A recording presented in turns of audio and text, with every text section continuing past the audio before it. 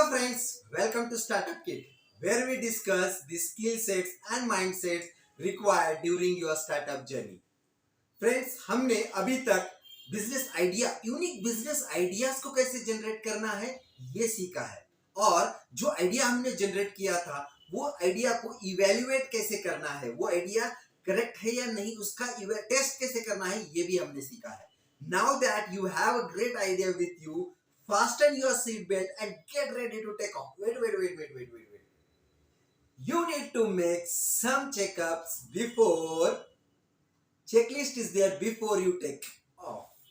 What are those? First thing first, set your time frame. Because a gambler knows when to wind up. And also a good trader knows when to sell his goods. Similarly, an entrepreneur should know when to quit and when to stick up. So, आपने आपके business में जो भी आपने idea select किया उसके लिए आप एक टाइम फ्रेम सिलेक्ट कीजिए कि एक साल में मैं देखूंगा, एक साल तक आई विल नॉट जज the idea whether it is working और नॉट वर्किंग, बिकॉज 6 महीने में कुछ नहीं होने वाला है. And if you are not set the time frame, after 6 months, 7 months, 8 months, dire chances are there you will quit. And then after that you will come to know कि यार और 2 महीने 3 महीने रुकता था तो मेरे बिजनेस का जो भी प्रोडक्ट या सर्विस है उसका सीजन आने वाला था. And then you will regret a lot. Yes, there will be some another case where you will be working continuously, tirelessly for another 2-3 years and then deciding to quit.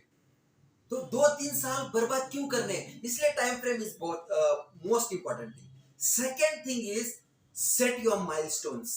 What are those milestones? आपको आपका 3 months का target set करना है, 6 months का target set करना है and 1 year का milestone set करना है. कैसे करेंगे? देखो, इट्स वेरी डिफिकल्ट. आपके पास अभी तो सिर्फ प्रोडक्ट है और कितने कस्टमर आएंगे हमें पता नहीं, कैसे रिएक्शन होगा पता नहीं, लेकिन you need to go with minimum calculations कि 3 महीने में मैं देखूंगा कि मेरे 10, 15, 20 कस्टमर्स जो सर्विस को बार बार ले रहे हैं, रिपीटेड कस्टमर हो रहे हैं, they are satisfied. After 6 months I have 100+ customers for the particular service and they are referring another 10-15 customers. After 1 year I have 500+ customers who are happy and ready to refer my product or service. If this is the thing, then go for it. Third important thing, steal your mind. अपनी मन को मजबूत लोहे के जैसा बनाइए. इसकी जरूरत क्यों पड़ेगी भाई? इसकी जरूरत पड़ेगी बिकॉज पड़ोस वाले जो शर्मा अंकल है ना, वो आपको आके बात करेंगे, आपके पिताजी को आके बात करेंगे कि मेरा बेटा तो जॉब कर रहा है, उसको तो अब हाइक मिलने वाली है या वो ऑन साइट जाने वाला है, और आपका बेटा क्या उसके दिमाग में आ गया, इतना अच्छा सा कर रहा था, मेरे बच्चे से ज्यादा ऊपर की पोजीशन थी उसकी, और उसके दिमाग में ये क्या आइडिया आ गया.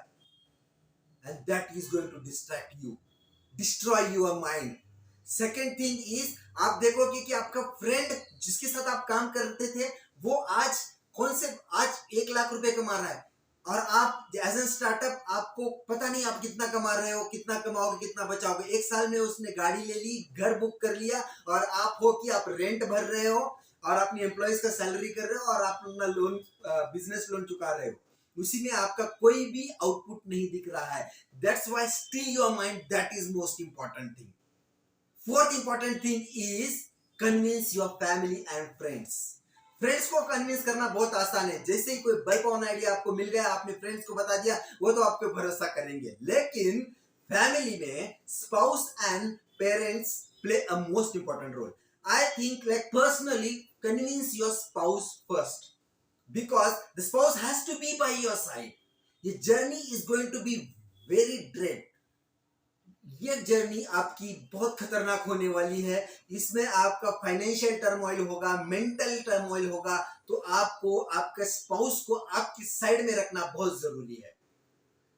In some cases you may not able to convince your parents, depend upon their state of mind. अगर वो कोई ऑर्थोडॉक्स माइंडेड है तो आई टोटली एग्री कि वो उनको ये फैक्ट्स हजम नहीं होंगे, लेकिन give them some time, try your best, give them some time and your results will convince them.